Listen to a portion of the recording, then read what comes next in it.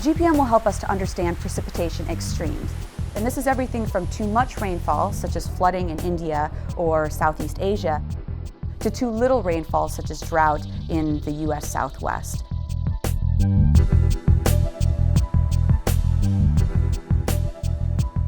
There's about one major flood a day someplace in the world. So it's not as if it's a rare event. Big problem is that over much of the world, the in situ data, the gauges and the measured precipitation just isn't available. To predict floods, you need to have the data in near real time. And so the satellites are about the only way, GPM is about the only way that this is going to happen. And so we're going to use GPM rainfall retrievals to go do analyses, do flood forecasting, and bring climate services, bring information to users in these areas. Landslides happen all over the world in nearly every country, and they cause more economic damage and more fatalities than people generally think. The large majority of landslides around the world are triggered by intense or prolonged rainfall. A landslide is a general term often used for mudslides, debris flows, rock falls, and usually it's just a mass of rock, earth, and dirt basically moving down a hill slope.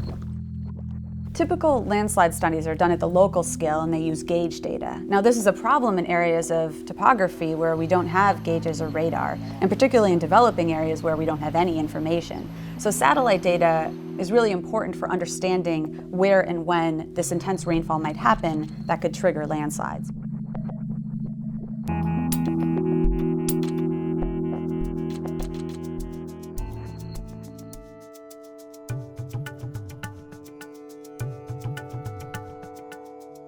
In the western U.S., we deal with drought on a regular basis. It tends to be cyclic.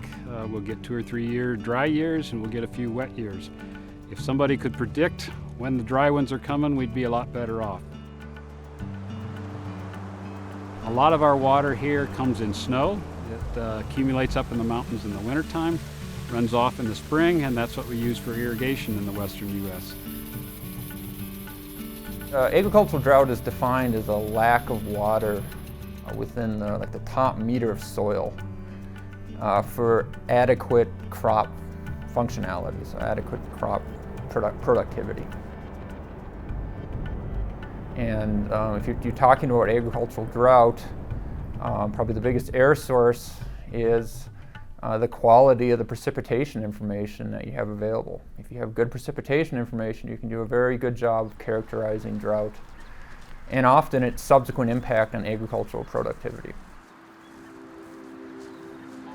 We do work in research and determining the water needs of crops and what the impacts on crops are if you don't have enough water. We're doing this because we realize that in the western U.S. there will likely be less water available in the future than there has been in the past, and the farmers need to know how to respond to that decreasing water supply. Certainly when we're looking nationwide, the better prediction we have of how much rain we've been getting and how much is likely to come in the near future is very, very important. To the extent that we can predict that with satellites, it's really beneficial. This isn't just a U.S. problem, it's a global problem. Many countries of the world are facing the same kind of issues that we are. And so we expect this information to be able to be used in the East and the Western U.S. and globally. We need accurate and timely rainfall information to understand disasters like floods, droughts, and landslides. GPM's global rainfall data will help us to better understand and model these types of disasters around the world.